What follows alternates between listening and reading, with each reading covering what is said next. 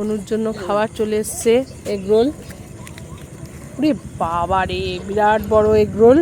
আমরা এখন রাস্তার ধারে বসে, সোনুর খাবার এটা। হ্যাঁ, সোনু বললো রাত্রিবেলায় মা আমি এগরোল খাবো।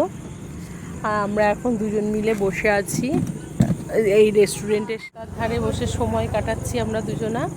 সোনু আছে, আমরা তিনজনা। তার মধ্যে সোনু হট করে বলল যে মা একটু এগরোল, বাড়ি গিয়ে আর রুটি করতে হবে না তোমার, রুটি কিনে নি। তাই আবার রুটি কিনবো, তাই জন্যই বসে আছি মেনলি। তার জন্য ভাবলাম তোমাদেরকে একটুখানি কোথায় আছি। কেমন খাচ্ছ বাবা এগরোলটা? দারুণ। কই হাম করে খাও দেখি। আরে সোনু, সোনু গায়ে ফেলো না বাবা, হালকা কালার। সোনু কিন্তু এগরোল ভীষণ পছন্দ করে, তাই না?